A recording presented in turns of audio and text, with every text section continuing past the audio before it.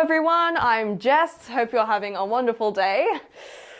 I certainly am. Well, yesterday it was finally confirmed by Nintendo that a Legend of Zelda movie was indeed in the works and will be produced by Sony rather than Illumination, as was previously guessed. This news is awesome on so many levels. Firstly, it means that my children will likely grow up in a world where Nintendo is respected as highly as Marvel is, something 5-year-old me would never believe if I told her. Secondly, Nintendo choosing a studio other than Illumination almost certainly means we won't be getting a Nintendo Cinematic Universe, which is realistically just what we need. It is with a heavy heart that I say that, because as much as I want to see Mario and friends interacting with characters like Link and Zelda, the cinematic universe path is really a path to momentary satisfaction and ultimately disaster.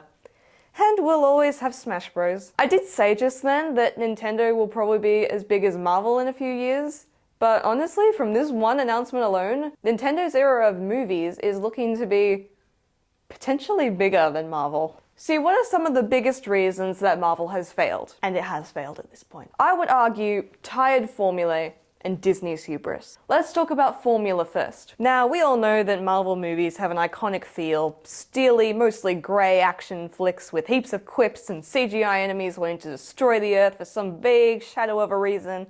They were fun. In some cases, they were great. But while some are objectively better than others, they all feel roughly the same. Sure, at the start, there were a few outliers like Captain America: The First Avenger, but they were all still handled in the same fashion, even when they were vastly different in theme.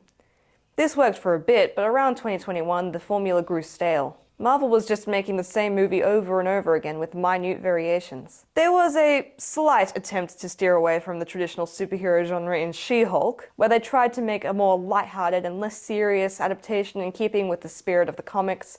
But at that point, Marvel as a whole had already established itself as a massive-scale science fiction drama where existence was threaded nearly every day. Marvel releasing a slice-of-life show about a fourth-wall-breaking lawyer was just confusing and pretty much ridiculous. By that point, it was too late to change the formula. Disney was trying to resuscitate a skeleton.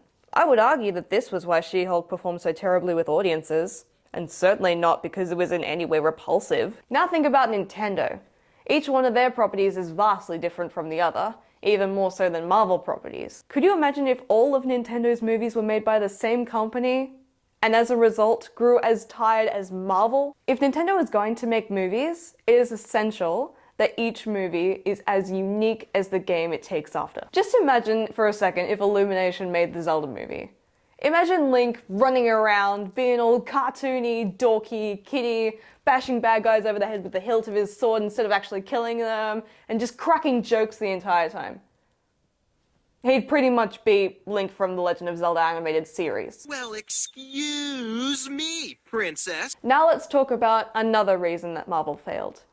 Disney's poor management. Now, I could go on for ages just saying things we already know, so for the sake of time, let's just say that over the past few years, Disney has been in a bit of a rut. They've chosen the pushing of a political message over the telling of a decent story.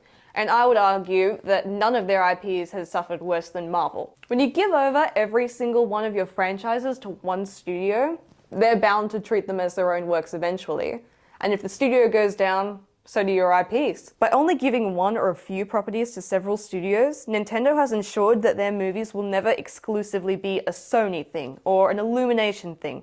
They're just a Nintendo thing. And say if Illumination went down the same path as Disney or went bankrupt, that's fine, because they're not tied down to Illumination anyway. And worst case scenario, the next Mario movie can just be made by a different studio.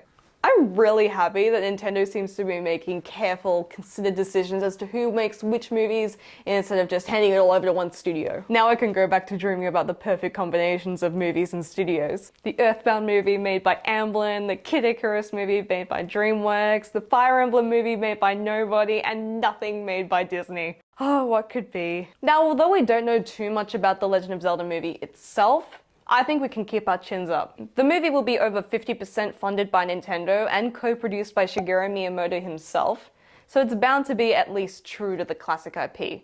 And no, I do not think Nintendo will cast Tom Holland to play Link. I think it would be hilarious if they cast Thomas Brodie Sangster, if only because of how fitting it would be to have him play a famously silent character again. But I suspect they might cast an unknown for Link, and leave the big names for characters like Ganon and Zelda. Regardless, one thing is for sure. Nintendo knows that their mark on the film industry could be a big one, and they're giving it everything to make sure they do this right. They know that they have the potential to be the next Marvel, but they don't want to just make cheap cash grabs that'll be stale in 10 years. They want to make real movies that really impact their audiences, making them feel cherished and understood. That's how I felt watching the Super Mario Bros. Movie, and I'm pretty confident that's how I'll feel during the Legend of Zelda movie. Hey, who's writing that thing anyway?